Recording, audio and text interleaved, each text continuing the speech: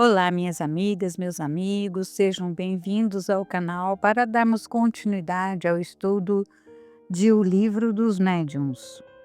Estamos na segunda parte que trata das manifestações espíritas, no capítulo 5 das manifestações físicas espontâneas. O item que estamos estudando é o 94. Nesse item, Allan Kardec menciona um diálogo que teve com o espírito São Luís sobre o que estava acontecendo numa casa, numa rua em Paris, onde o espírito atirava objetos, atirava projéteis, quebrando vidraças e machucando pessoas que estavam no interior da residência. E o diálogo se encontra na Revista Espírita, no número de agosto de 1860. Já falamos do primeiro diálogo, que ele teve com São Luís, o segundo, e hoje veremos o terceiro, que ele perguntou a São Luís. Vejamos. Perguntamos se entre os moradores da casa alguém há que seja causador desses fenômenos, por efeito de uma influência mediúnica espontânea e involuntária? Necessariamente assim é, pois sem isso o fato não poderia dar-se. Um espírito vive num lugar que lhe é predileto, conserva-se nativo, enquanto nesse lugar não se apresenta uma pessoa que lhe convenha. Desde que essa pessoa surge, começa ele a divertir-se quanto pode. Para entendermos melhor esse item, para comentar com mais propriedade, nós buscamos subsídios na obra do Espírito Miramês, Filosofia da Mediunidade. Então, a influência mediúnica é função primordial para os espíritos se manifestarem e conversarem com os encarnados, principalmente quando se trata de fenômenos de que ora estamos falando, pancadas, levantamento de objetos e aparições dos espíritos em formas materiais. Em todas as épocas da humanidade houve notícias desses fatos.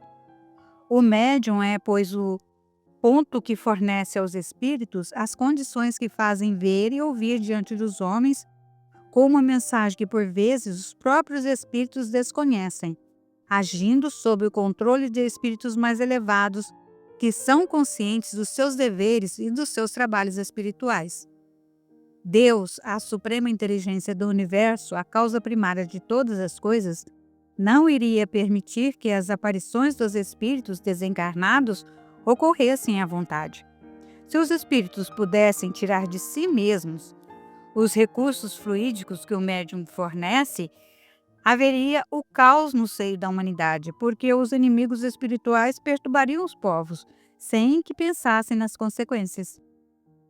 No entanto, Deus é amor, não deixando que os espíritos inferiores comandem sozinhos esses fenômenos de alta responsabilidade, nem tampouco os médiuns, que poderiam, se não precisassem dos espíritos para tais fenômenos, destruir a própria crença e se entregar às ideias de orgulho e de egoísmo, de interesses pessoais, esquecendo que a causa do bem e do amor é sagrada. Mesmo sendo do modo que é, ainda há distorções dos altos ensinamentos da vida. Nada na vida vive só. Atentemos para o fato de que todas as formas são conjuntos de cooperação para que a seiva de Deus circule e se expresse como tal. Até as letras que usamos para nos comunicar devem se conjugar com harmonia para transmitir os nossos pensamentos. Elas precisam uma das outras para serem entendidas e fiéis ao comando dos espíritos. E nessa fraternidade, encontramos facilidade de escrever e nos comunicarmos com os homens. É nesse sentido da necessidade da harmonia que devemos alvitrar que todos os médios se eduquem e, consequentemente, se instruam, servindo de instrumentos de amor para os espíritos que amam, trazendo uma mensagem de luz e despertando entendimento entre as criaturas de Deus. Vê bem que a doutrina não é do espírito, mas dos espíritos. Foi um conjunto de espíritos iluminados que ditou esses conceitos vertidos do Cristo que se fez uno com Deus. Miramês diz que os desencarnados precisam de médios adestrados em Cristo, de modo a encontrarem meios de conversar com os que estão na Terra, revestidos de um corpo físico. A participação de um médium nos fenômenos é indispensável, esteja perto ou longe do ambiente. Sem ele, os espíritos não poderão levantar mesas, dar pancadas, fazer transporte de objetos, escrever mensagens, nem qualquer outra coisa que se refira aos fenômenos. E é nesse sentido que devemos aventar sempre para a educação e disciplina dos dons mediúnicos, para que os medianeiros não sirvam de motivo de escândalos, mas sim de instrumentos de luz para a harmonia da paz dos corações, levando a esperança para os sofredores. Se ocorreu um fenômeno como pancadas dentro de uma casa, necessariamente existe nela ou perto dela um médium, talvez até inconsciente da sua cooperação mediúnica. Antes de Jesus, esses fatos eram assombrosos em todo o mundo. Aliviaram-se com a presença do Mestre, que veio à Terra com milhares de espíritos angélicos e limparam a atmosfera do planeta.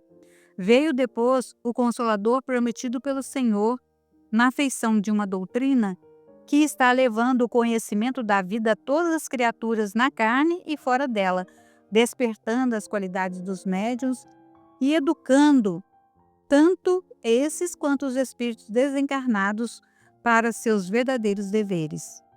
Não se deve simplesmente suprimir as comunicações dos espíritos.